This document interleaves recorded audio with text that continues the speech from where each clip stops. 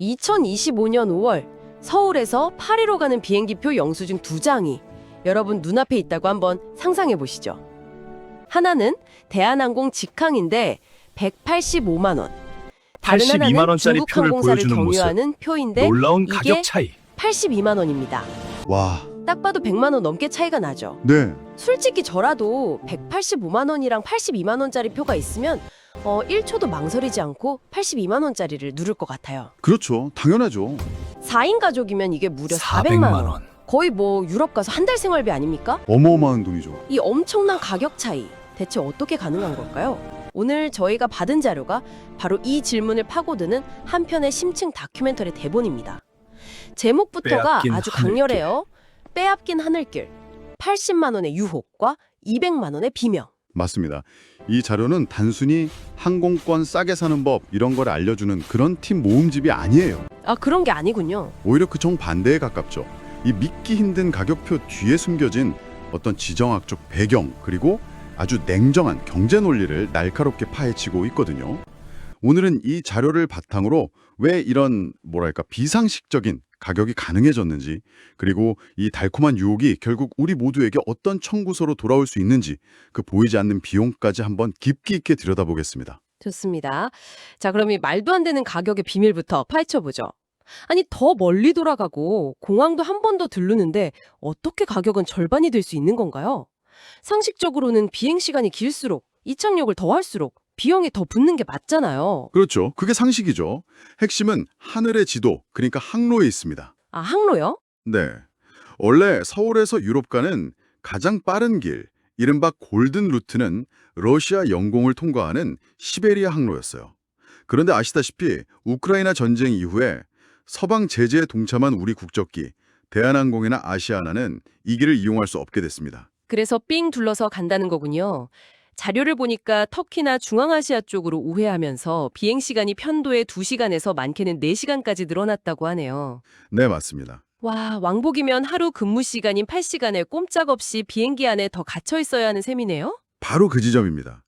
시간도 문제지만 항공사 입장에선 훨씬 더 치명적인 게 바로 유류비예요. 아, 기름값. 네. 자료에 따르면요. 보잉 777 같은 대형 여객기 있잖아요. 네네. 이게 1시간만 더 비행해도 수천만 원의 기름값이 말 그대로 그냥 공중으로 사라지는 겁니다. 1시간에 수천만 원이요? 네. 왕복 8시간이면 편당 억대의 추가 비용이 발생하는 거죠. 이걸 다짐하면 우리 국적기는 매번 유럽 갈 때마다 중국 항공사는 내지 않는 우회 통행료를 기름값으로 내는 거예요. 처음부터 불공정한 게임을 하고 있는 셈이죠. 아, 그런데 중국 항공사들은 아무런 제약 없이 그냥 러시아 영공을 가로질러 가는 거고요. 그렇죠. 알겠습니다. 러시아 영공을 쓰지 못해서 생기는 유류비 차이가 일단 핵심이군요. 근데 그것만으로 가격이 절반 이하로 떨어지는 게 가능한가요? 100만 원이라는 차이가 정말 어마어마한데 이 자료에서는 그 격차를 더 벌인 또 다른 요인이 있다고 보나요? 네. 결정적인 한 방이 있었습니다. 바로 2024년 말부터 본격적으로 시행된 중국의 한국인 무비자 입국 정책입니다. 아, 맞다. 그거 있었죠. 네, 과거에는 중국 경유가 아무리 싸도 비자 발급도 번거롭고 공항에서 기약 없이 기다려야 하고 환승 경험도 불편하고. 맞아요. 고생길이라는 인식이 강했죠. 그렇죠. 근데 이제는 상황이 완전히 180도 달라진 겁니다. 제가 자료를 읽다가 진짜 흥미로운 부분을 발견했는데요. 30대 여행객 사례인데 이걸 듣고 나니까 경유라는 개념이 완전 다르게 보이더라고요. 어떤 내용이었죠? 상하이에서 20시간을 대기하는 80만 원짜리 로마행 티켓을 샀는데 이게 더 이상 고생이 아니라 공짜 상하이 1박 2일 여행이 됐다는 거예요. 아하, 중국 항공사에서 무료로 4성급 환승 호텔에 시내까지 가는 셔틀버스까지 다 제공해 주니까요. 맞습니다. 이걸 이른바 스톱오버 마케팅이라고 부릅니다. 중국 항공사들이 이 긴 경유 시간을 약점이 아니라 오히려 아주 매력적인 관광 상품으로 포장을 하는 거죠. 이걸로 공격적으로 한국인 승객을 막 끌어모으고 있는 겁니다. 아, 결과적으로 인천공항을 자기네 허브공항, 상하이나 베이징으로 승객을 실어 나르는 셔틀 정류장처럼 활용하는 모양새가 된 거죠. 그렇군요. 특히 부산이나 대구 같은 지방공항에서 출발하는 승객 입장에선 어차피 인천에서 한 번 갈아타나 상하이에서 갈아타나 환승은 똑같거든요. 아, 그러네요. 근데 가격이 100만 원이나 싸다면 중국행을 택하는 게 지극히 합리적인 선택이 되어버린 겁니다. 그렇군요.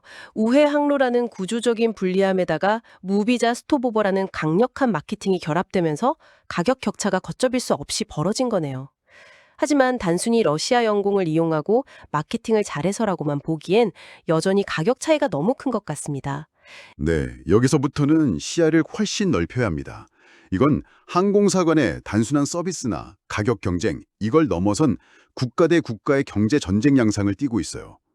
이 자료는 중국 항공사의 비상식적인 저가 공세 뒤에 중국 정부의 보조금이라는 거대한 배경이 있다고 분석하고 있습니다. 항공 굴기라는 표현이 나오더라고요. 중국의 거대 경제권 구상인 1대1로의 하늘길 버전이라는 설명인데 좀 더 구체적으로 설명해 주시죠. 정부 보조금이라면 어떤 식으로 지원이 되는 건가요? 그렇습니다.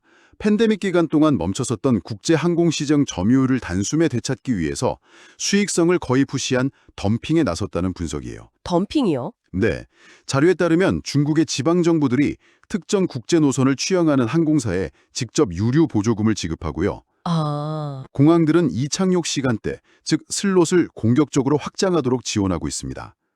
이건 마치 초창기 플랫폼 기업들이 막대한 적자를 감수하면서 무료 배송, 파격 할인으로 경쟁자들 다 말려 죽인 다음에 시장을 독점하는 전략이랑 굉장히 유사하죠. 당장의 흑자가 목표가 아니라는 거군요. 바로 그겁니다. 유럽의 대표 항공사들은 이미 100개를 들었다는 내용도 정말 충격적이었습니다. 독일의 루프트한자나 영국 항공 같은 그 자존심 강한 회사들이 이런 기울어진 운동장에서는 더 이상 경쟁할 수 없다면서 중굴 노선을 축소하거나 아예 폐지해버렸다니 말이죠. 이게 그냥 엄살이 아니었네요. 그냥 엄살이 아니죠. 그들은 이미 겪어본 겁니다. 자료에 따르면 루프트한자는 공개적으로 불공정한 경쟁 환경을 언급하면서 중국 노선 철수 이유를 밝혔어요. 이건 뭐 조용한 사업적 판단이 아니라 사실상 국가 단위의 보조금을 등에 업은 기업과는 싸울 수 없다. 이런 선언이었던 셈이죠. 더 큰 문제는 이런 외부 상황이 우리의 아주 민감한 내부 상황과 맞물려 있다는 점입니다. 바로 대한항공과 아시아나항공의 합병 과정 말씀하시군요. 맞습니다. 저희가 유럽연합으로부터 합병 승인을 받는 조건으로 어쩔 수 없이 일부 알짜 유럽 노선의 슬롯, 그러니까 운수권을 다른 항공사에 넘겨줘야 했거든요. 네네. 중국 항공사들이 바로 그 빈자리를 호시탐탐 노리고 있다. 그리고 이 추세가 고착화될 경우 인천공항이 동북아 허브공항의 지위를 잃고 상하이나 베이징 공항의 하청기지로 전락할 수 있다고 강력하게 경고합니다. 하청기지라니 표현이 굉장히 강력한데요. 세계 최고 수준의 공항으로 평가받는 인천공항이 그렇게 될 수도 있다는 게 쉽게 와닿지는 않습니다.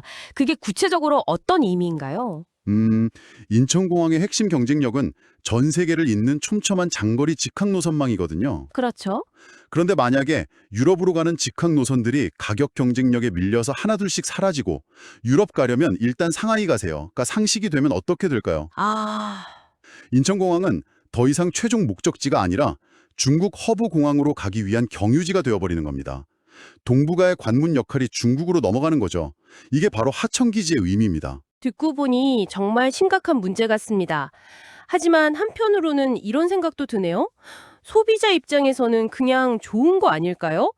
경제 주권도 중요하지만 당장 우리 가족의 유럽 여행 경비 400만 원을 아낄 수 있다면 뭐 대부분의 사람들은 후자를 택할 것 같은데요. 이 자료에서는 이런 개인의 합리적 선택과 국가적 손실 사이의 딜레마를 어떻게 다루고 있나요? 아주 중요한 질문입니다. 그리고 이 자료도 그 점을 정확히 인지하고 있어요. 그래서 애국심에 호소하는 건 더 이상 통하지 않는다. 이렇게 아주 냉정하게 진단하는 것부터 시작합니다. 하긴 소비자에게 비싼 국적기를 타라고 강요할 수는 없죠. 그렇죠. 대신 이 거대한 파도 앞에서 우리가 생존하기 위한 몇 가지 현실적인 전략을 제시합니다. 어떤 전략들이죠? 가격으로 안 되면 다른 방법이 있어야 할 텐데요. 첫째, 국적 항공사의 근본적인 전략 수정입니다. 가성비 경쟁은 이미 졌다는 걸 인정하고 가심비와 시간이라는 대체 불가능한 가치에 집중해야 한다는 거죠. 100만 원 그 이상의 가치를 제공할 수 있는가? 이 질문에 답해야 하는 겁니다. 하지만 그 가심비라는 게 좀 막연하게 들리기도 합니다. 편안한 좌석이나 한국어 서비스가 100만 원의 가치를 한다고 모든 소비자가 동의하지는 않을 것 같은데요. 맞습니다. 그래서 타겟을 명확히 해야 합니다. 예를 들어 1분 1초가 아쉬운 비즈니스 출장객에게 완복 8시간의 시간 절약은 100만 원 이상의 가치가 있죠. 아, 그렇죠. 어린 자녀를 동반한 가족여행객이나 또 언어 소통이 어려운 부모님 세대에게 직항의 편안함과 한국어 서비스의 안정감은 돈으로 환산하기 힘든 가치고요. 어설프게 가격을 낮추려다 서비스 품질까지 떨어뜨리면 이도저도 아닌 상황이 될 수 있습니다. 확실한 프리미엄 수요를 붙잡고 그들의 만족도를 극대화하는 전략으로 가야 한다는 겁니다.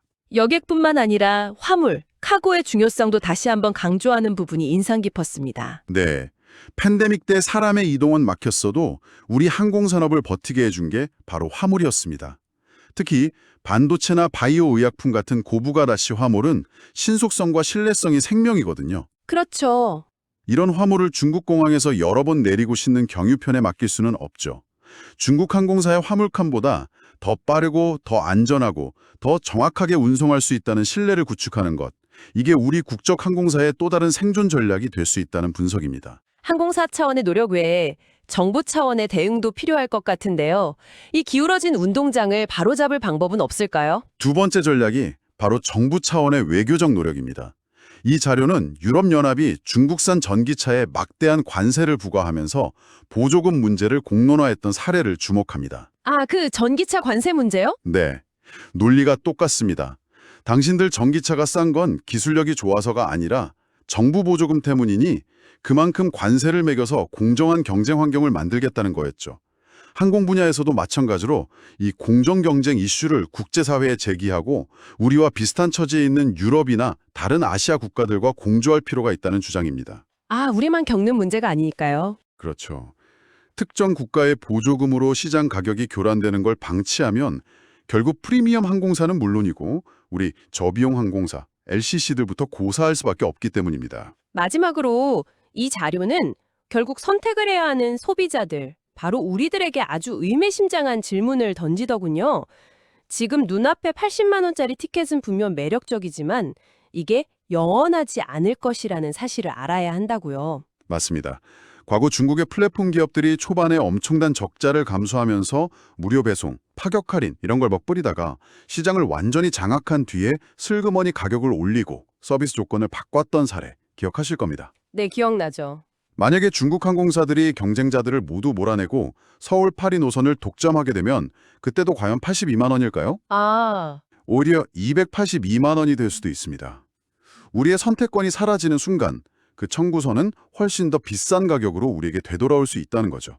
지금의 싼 가격이 어쩌면 우리 항공 생태계의 미래를 담보로 한 달콤한 미끼일 수 있다는 아주 섬뜩한 경고로 이 자료는 마무리됩니다. 아까 제가 서두에 80만 원짜리 티켓 보면 1초도 고민 안 하고 누를 거라고 했잖아요. 네, 근데 지금 다시 생각해보니 그 클릭 한 번이 단순히 내 여행 경비를 아끼는 행위가 아니라 어쩌면 미래에 내 선택지를 없애는 데 투표하는 행위일 수도 있겠다는 생각이 드네요.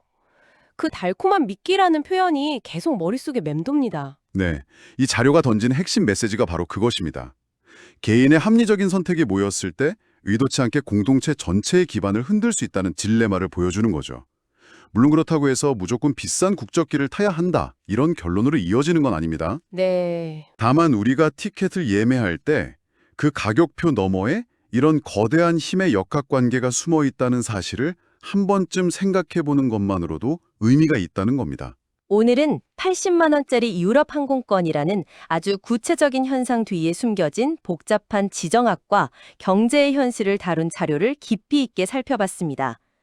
한 개인의 입장에서는 당연히 저렴한 티켓을 선택하는 것이 합리적이지만 그 합리적인 선택들이 모였을 때 우리 항공산업 전체에 어떤 나비 효과를 불러일으킬 수 있는지 진지하게 생각해보게 되네요.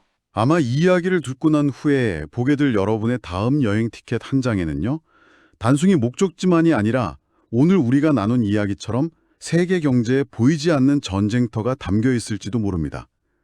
오늘 이 이야기가 여러분의 다음 선택에 작은 생각의 씨앗 하나를 남겼으면 하는 바람입니다. 오늘 저희가 함께 분석한 이 흥미로운 이야기가 더 많은 분들께 닿았으면 합니다. 저희 유튜브 채널 행복한 경제학에 오시면 항공 이야기뿐만 아니라 우리 삶과 직결된 더 많은 경제 이야기를 영상으로 만나실 수 있습니다. 오늘 내용이 유익하셨다면 저희 채널을 성장하는 데 가장 큰 힘이 되는 구독과 영상 좋아요 꼭 좀 부탁드리고요.